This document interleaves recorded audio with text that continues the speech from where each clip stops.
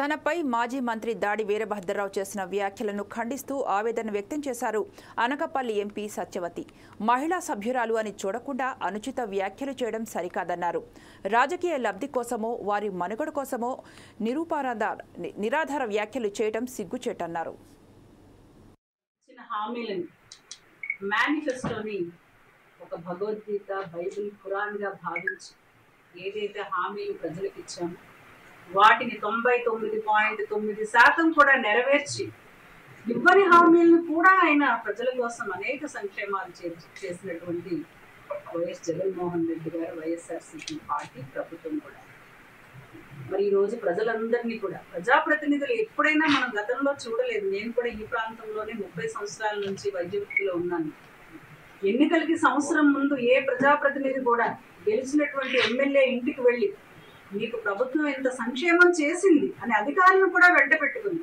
ఇంకేమైనా సమస్యలు ఉంటే వెంటనే పరిష్కరించేలాగా ఒక వ్యవస్థని తీసుకురావడం, ధైర్యంగా ప్రజల ముందు ప్రజాప్రతినిధి వెళ్ళటం అనేది మన ప్రభుత్వంలోనే జరిగింది. మరి ఈరోజు అభివృద్ధి ఏది అని మాట్లాడతారు. ఏ రోజైనా గ్రామానికి వెళ్ళారా? గతంలో 75 సంవత్సరాలు 76 సంవత్సరాలు స్వతంత్రం వచ్చి గ్రామంలో ఒక కొత్త భవనం ఎవరైనా సర్పంచ్ కానీ కేంద్ర నిధులు మరి మొదలై ఇంచుమించు ఒక 2 పర్యాయాల నుంచి కేంద్ర నిధులు వస్తున్నాయి. ఏ సర్పంచ్ అయినా ఒక బిల్డింగ్ ప్రత్యేకంగా 20 లక్షల్లో G+2 బిల్డింగ్ మనం అనకాపల్లి జిల్లా కేంద్రంగా మనం ఒక సెంట్రల్ లైబ్రరీని కూడా మనం ఆల్రెడీ అది శాంక్షన్ అయ్యి నిర్మాణానికి మన శంకుస్థాపన కూడా చేసేసాం దానికి. అలాగే అంబేద్కర్ గారి కోసం ఒక భవనాన్ని కట్టిస్తామని అన్నారు. 50 లక్షలతో ఆల్రెడీ కసింకోటలో 50 లక్షలతో అంబేద్కర్ భవన నిర్మాణం జరుగుతూ ఉంది. అట్లాగే ఎస్సీ కాలనీలో రోడ్స్ వేసాము, అక్కడ శ్మశాన వాటికలు వేసాము రైతుల కోసం. మరి మొన్న సీతానగరం అక్కడ ఏదో డ్రాయింగ్స్ కోసం కూడా విజిట్ చేయడానికి జరిగింది.